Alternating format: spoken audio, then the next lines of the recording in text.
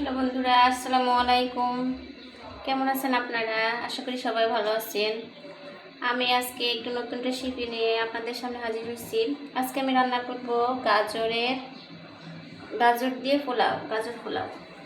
তো আমি আগে পেঁয়াজ কুচিগুলো দিয়ে নিচ্ছি, সাথে দারুচিনি, এলাচ এগুলো একটু আগে ভেজে নেব।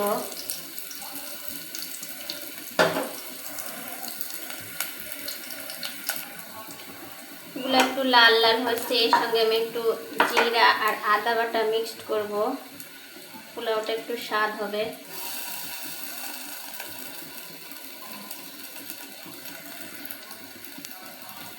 নেড়ে ছেড়ে দিব আবারও। ব্রাউন কালার হলে আমি এর মধ্যে গাজরগুলো দিয়ে দিব। আমি এর সাথে গাজরগুলো দিব, এইভাবে কুচি কুচি করে নিচ্ছি।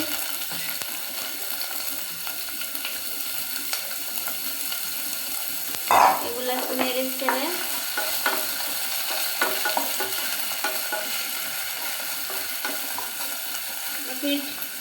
এক মিনিট ভাজবো। এভাবে ভাজা হয়ে গেছে আমার প্রায় ব্রাউন কালার, পেঁয়াজগুলো ব্রাউন কালার হয়েছিল, ওর মধ্যে এক মিনিট হয়ে গেছে আমার গাজর ভাজা। এবার আমি চাউলগুলো দিব। চাউলগুলো ধুয়ে রাখছিলাম, 15-20 মিনিট আগে ধুয়ে রাখলে পোলাওটা ঝরঝরা হবে, একটার সঙ্গে আরেকটা লাগবে না। পোলাওটা আমি 2-3 মিনিট ভেজে নেব। পোলাওয়ের চাউলটা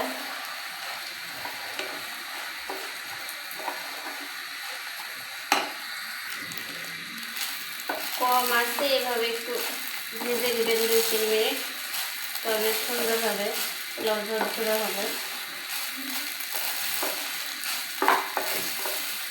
গাজর দিলে পোলাওটা বেশ স্বাদ হয়, আবার দেখতে অনেক সুন্দর হয়। দেখছেন,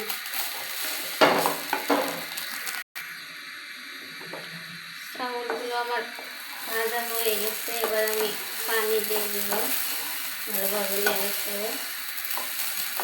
নতুন চাউলে যতটুকু চাউল দিবেন তার এক কাপ চাউল দিলে 2 কাপ পানি দেওয়া যাবে না, 1 কাপ দিতে হবে, কারণ নতুন চাউলে ডাবল পানি দিলে বেশি সিদ্ধ হয়ে যাবে।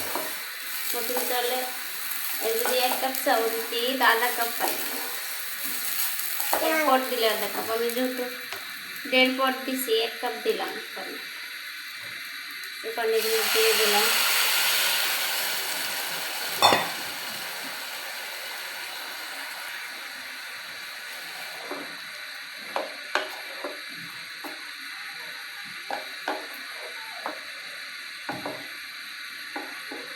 এবার আমি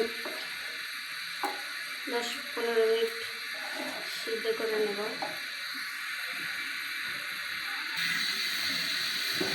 ফুটে গেছে, এভাবে ফুটে যখন ফুল পাওয়ার দিয়ে আগে উঠাই নেব। ফুটে গেলে পোলাওয়ের ইয়াটা ফুটে গেলে পরে আঁচটা কমিয়ে দেবেন চুলা। আস্তে আস্তে হলে পোলাওটা সুন্দর হবে।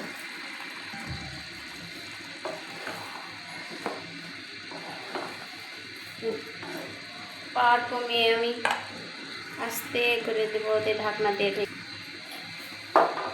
পোলাওটা আমার প্রায় শেষ রান্না করা।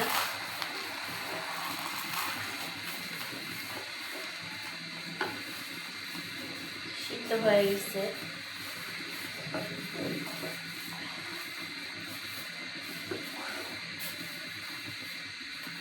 আমি 2টা কাঁচা মরিচ দিব,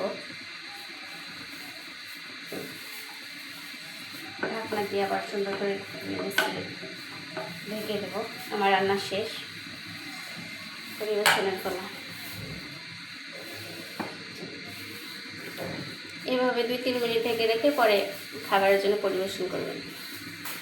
রান্না করে দেখবেন, গাজর দিয়ে পোলাও অনেক সুন্দর হয়।